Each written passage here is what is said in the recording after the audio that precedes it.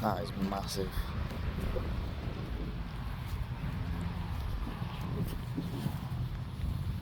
I love the Vulcan, it's massive.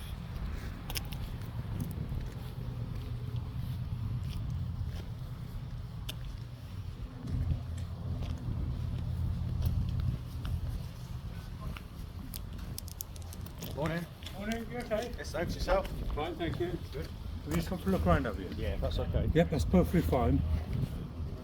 As you're going around, just mind your head because there's various doors down. So usual thing, which way you're walking, try not to trip over anything. Trying to get away. Usual thing. All right then. I was down there about at the end trying to follow it, but Right, okay, brilliant. Yeah. All four lit up nicely, so okay, thanks. I love Delta Wing planes like this. it's like, what are you doing? I shall know. You're down to see it.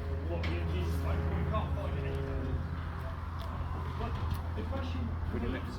Yeah.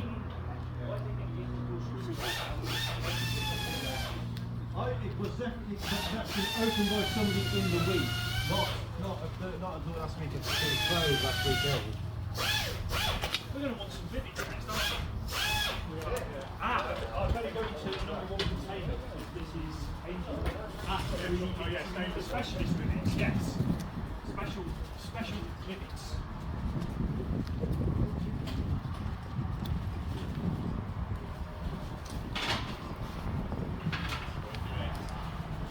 Yeah.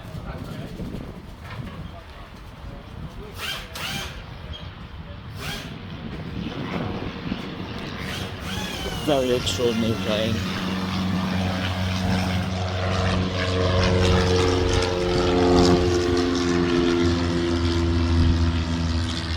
Come and check it from the front. There.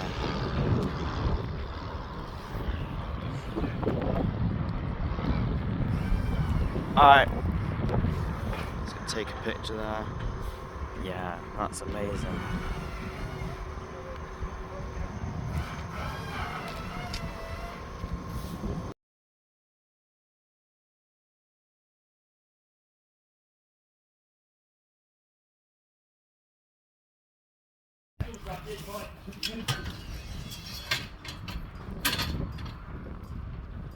That's worth. You see how tight it is. You think they have to fly that all into focus? Yeah.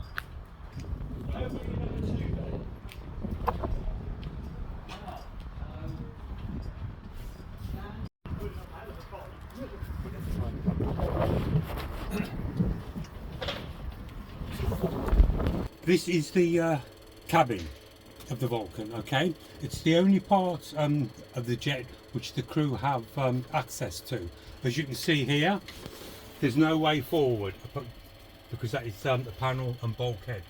So typical crewing was 5.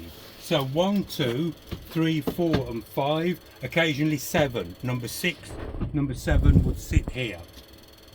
Okay, so let's just go around the seating order. Left hand side seat here, captain, P1. Their job was to fly the plane. They were responsible for the crew, for the mission, for every single thing, okay?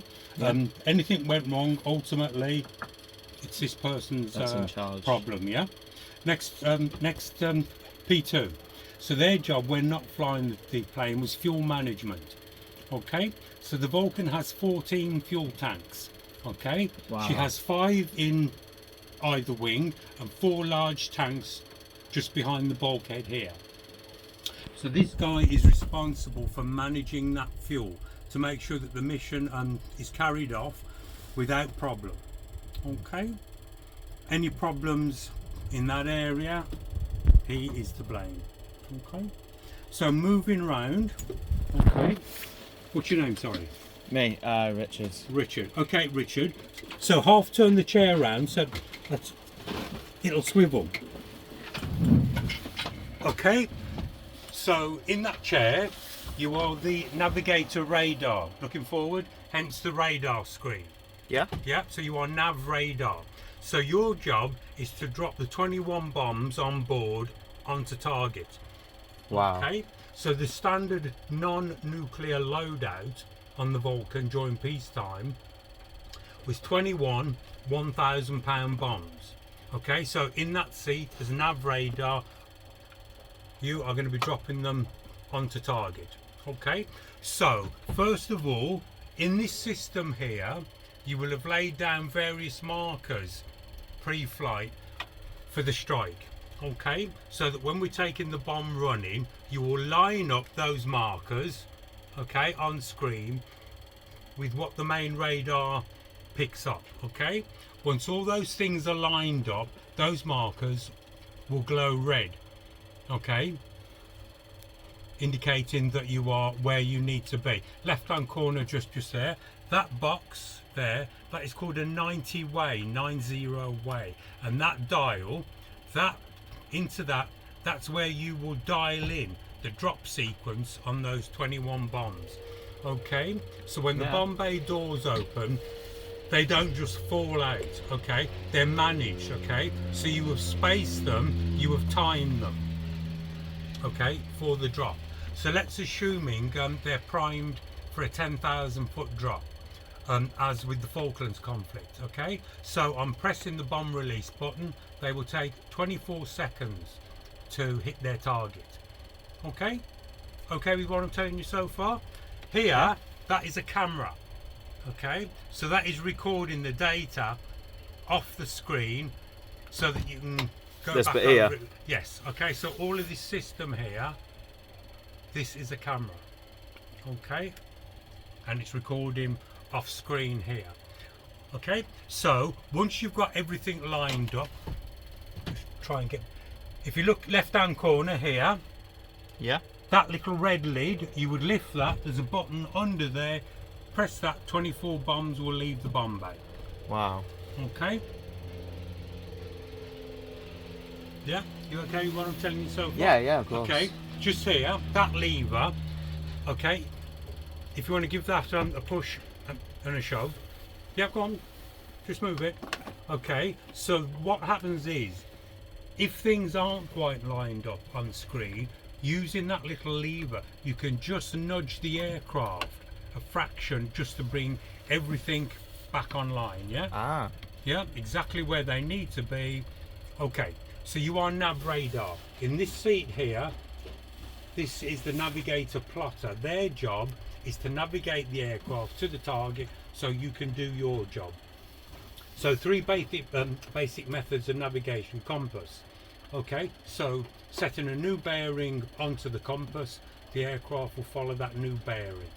Okay, the aircraft also will deal in Doppler radar. Are we familiar with that? Yeah.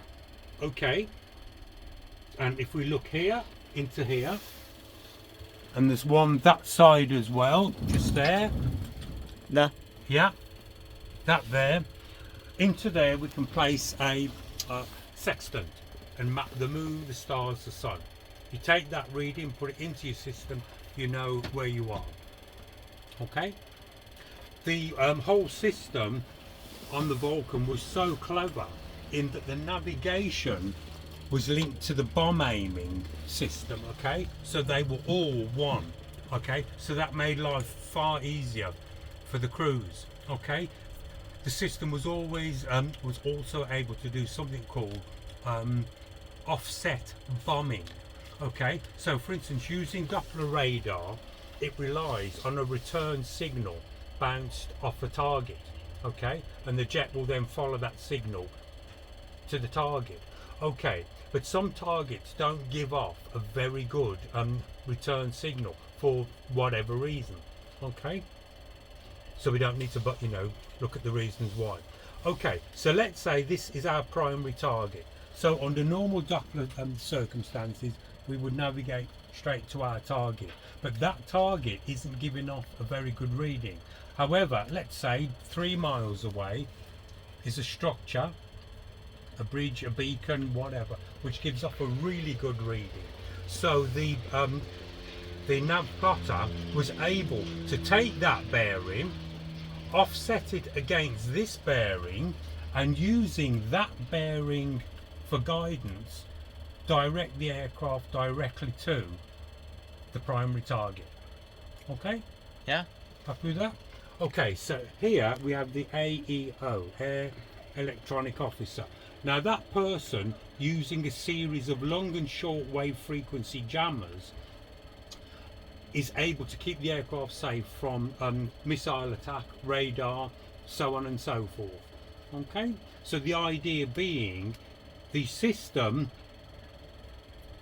would be scanning all of the known Soviet frequencies of the time and laying down either bogus information, false hits, whatever, okay, scrambling, doing all those kind of things to keep the aircraft safe. If we look here we have Morse code, okay, we can just about see that, okay, Morse code, Yeah. okay, so that wasn't used routinely, occasionally maybe, okay, but it was just another means of communications if need be. Okay, this is a RAP board, okay, RAP being ram air turbine. So what that means is the systems on board were electrical. Okay, so in the event of a major power failure, from this board here, a small turbine would drop down under the aircraft, okay, and generate enough power just so that the aircraft could perform basic functions, okay, and maybe link back to base. Okay, Yeah. okay, so that's your 5. If we come back to the front again and we'll finish off, so out of the crew of 5 or 7, only these 2 seats are bang seats, ejector seats, okay. So like, if for an emergency, Absolutely, yeah. So we would be sacrificing our lives, and they could just in that, right? Okay, yeah. go away. So you've got your main curtain pull here at the top, or your seat pan pull in between your legs. You pull that, out you go. Okay, as you've pointed out. And we're just left to These die, guys, basically. well, that is your way out. Okay, so your parachute is here. Oh yeah. Okay, you physically Fair. put that on, you are jumping out that way. Okay. Okay, that's your way of getting out.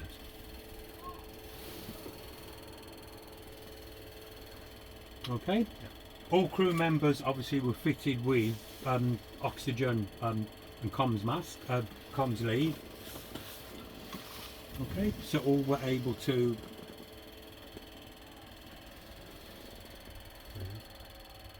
keep things going Safely. accordingly.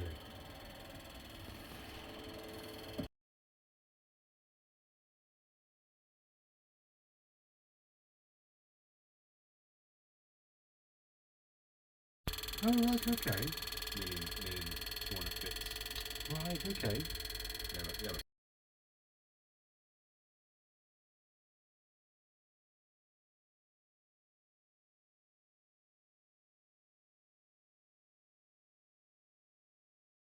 Can try and get a Vulcan mug. I think it looks pretty cool actually. It's got 2 images of the plane on it.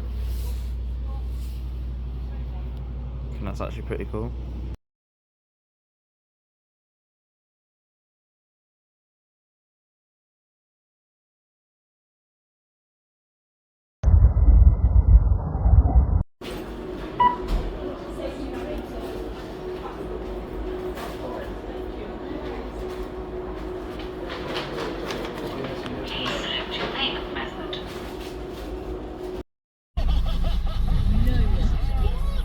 All will be revealed with me Monday from 9:30 on Radio 2.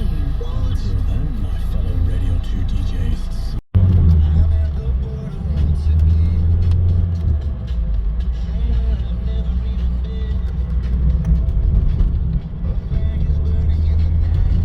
Bus. About 200 EV. Red London bus. Got it? Yeah, Orange Mustang GT. Because voting closes at 4 p.m.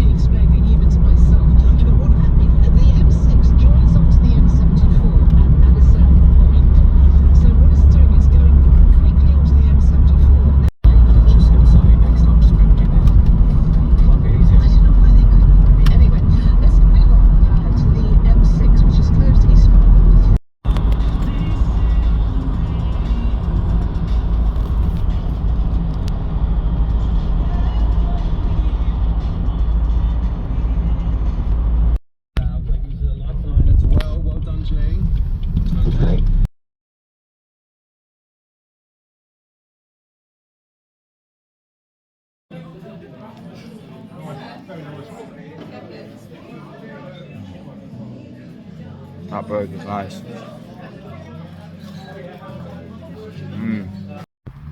Get some snacks from Morrison's.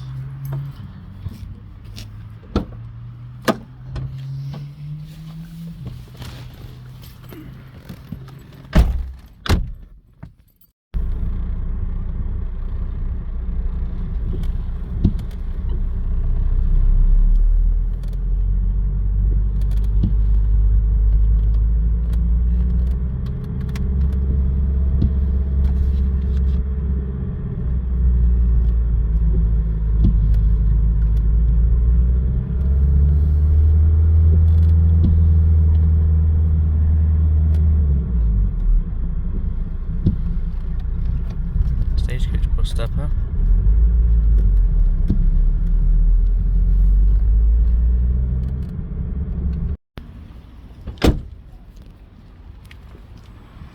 Time to go to the shop.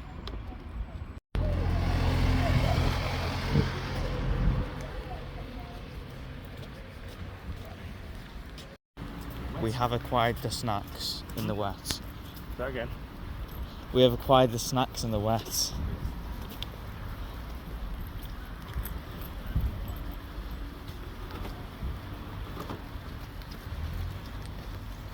So let's get in again and get back to the hotel.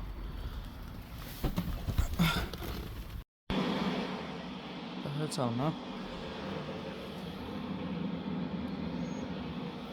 Pretty nice room actually.